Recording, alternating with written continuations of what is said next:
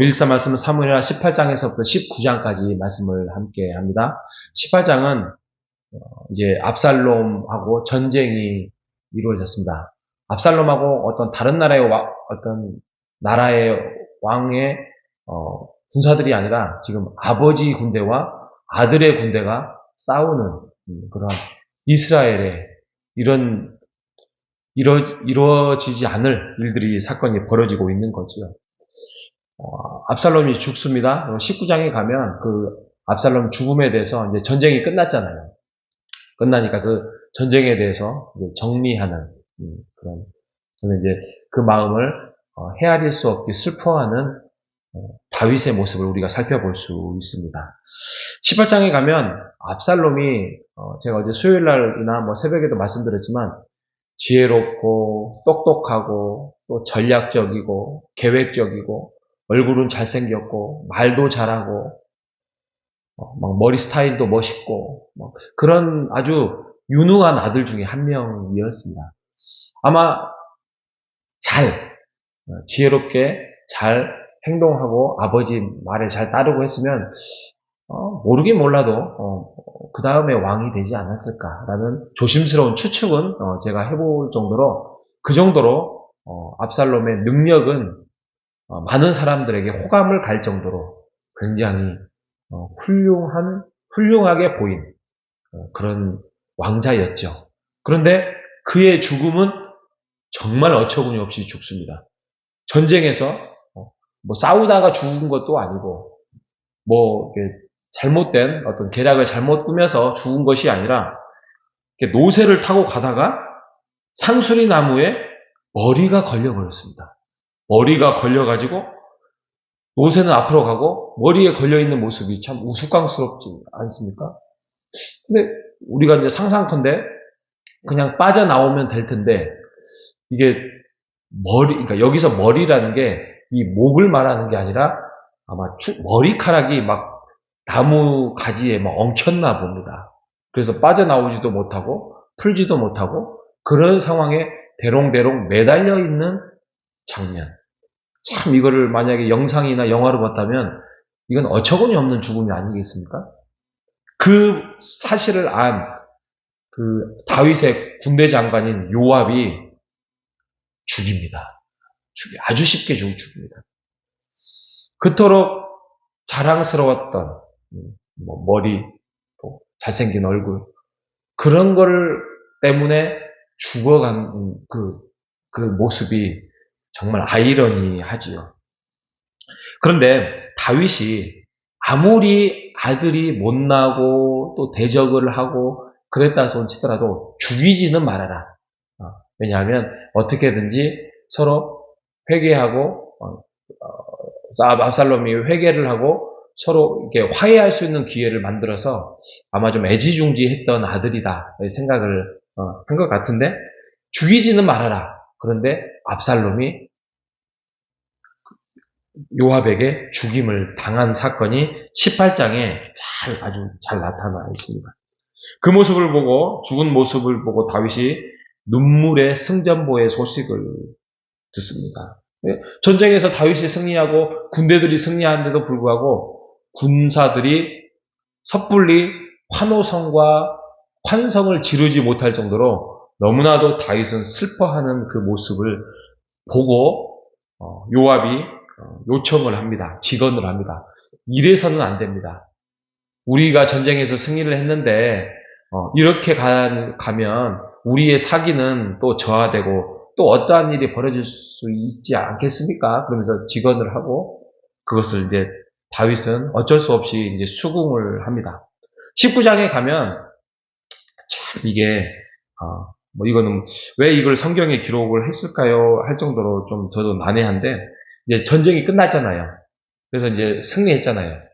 그러니까 이제 주위에 있었던 사람들, 다윗이 쫓겨날 때 막 저주했던 시민들, 어떤 부하들, 따라가고자 했는데 안 따라가고 했던, 무비보셋이라든지, 이런 사람들이 이제 속속들이 나옵니다.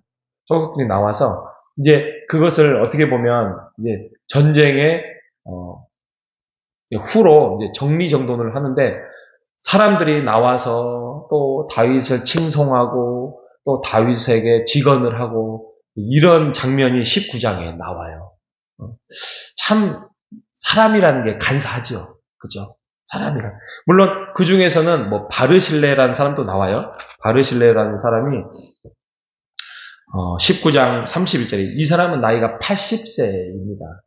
80세인데 다윗에게 어려운 날 많이 도움을 받았기 때문에 주었기 때문에 다윗이 이제 그에게 많은 상을 내리려고 합니다. 근데 바르실레가 그것을 이제 내 나이가 80이 넘었고 이제 살아봤자 얼마나 살겠습니까? 그냥 이 땅에서 평안하게 살다가 죽을 수 있도록 그냥 저는 다윗 왕을 충성스럽게 섬겼을 뿐입니다. 이렇게 말하면서 이렇게 거절한 사람도 있는 반면에 뭐 다윗이 이렇게 도망 다닐 때 시므이라는 사람이 막 이렇게 저주하고 했던 그 장면에 대해서 다윗은 마음에 슬프고 힘들었던 부분이 있었겠지만 복수를 하진 않습니다. 그리고 또 사울의 손자 모비보셋에 대해서도 서운한 감정은 있지만 그거에 대해서 서로 관계를 불편하게 갖지는 않습니다. 이처럼 어떤 사건이 벌어지고 난 다음에 정말 공의와 정의와 진실대로 그대로 서서 우리가 행동하고 그래야 되는데 일반적인 이런 사람들의 모습을 보면 자기의 유익과 이익에 따라서 행동하는 모습들이 이렇게 있어요. 다윗이 불리하고 그러니까 다윗을 저주하고 또 다윗을 해하려고 했던 그런 사람들이 있는 반면에 반대로 또 다윗에 대해서 자기의 목숨을 내면서까지라도 지켜나가는 사람들도 있습니다. 이 성경 말씀을 보면서 오늘 지금 우리나라에 지금 한참 그 사건이 이루어지고 났잖아요. 그래서 대통령이 파면이 되고, 근데 이제 그 지금 부하들, 뭐 군인들 이런 사람들이 그 재판을 받고 있는 헌법재판소에서 모든 것이 정리가 끝났는데도 불구하고 재판을 받으면서 여러 가지 말로 감언이설로 이것은 내란이 아니었다. 뭐 이렇게 나가는 우리가 보고 있지 않습니까?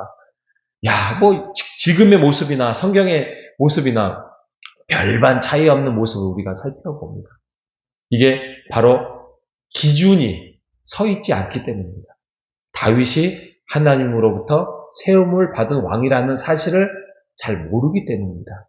율법을 모르기 때문입니다. 하나님을 모르기 때문에 그때그때 상황에 따라서 자기의 감정에 따라서 자기의 이익에 따라서 움직이는 사람들입니다. 우리 또한 뭐 그런 일이 안 생겨야 되지만 그런 일이 우리 마음에 있을 때 기준이 흔들리지 않는 우리 모두 되시기를 바랍니다. 기준이 흔들리지 않을 방법은 앞에서 말씀드렸던 우리가 하나님의 말씀 앞에 서서 말씀을 많이 이해하고 아하, 하나님이 이렇게 하시기를 원하시는구나. 하나님이 이렇게 해서는 안 되구나. 라는 걸 분명히 우리가 그것을 마음에 가지고 있어야 됩니다. 교회 회의를 할 때도 마찬가지입니다. 하나님의 뜻을 우리 호산나 교회를 통해서 하나님이 아시면 우리가 알면 우리가 선택은 분명합니다. 하나님이 원하시는 길을 걸어가면 되지요. 순종하면 되지요. 내가 하기 싫어도 하나님이 하라고 하면 해야 되는 것이 교회의 역할이고 신자의 모습이지요. 그렇죠? 하지 말아 하면 안 해야 되지요. 하나님이 이런 거는 싫어한다. 이런 것은 미워한다. 하면 내가 하고 싶고 하는 것은 죄지요. 그래서 우리가 하나님을 알아가고 하나님을 알아가는 방법은 말씀 앞에서 우리가 순종해 나가면서 실천해 가면서 배워나가고 이것이 진정한 하나님을 기쁘시게 하는 것이다.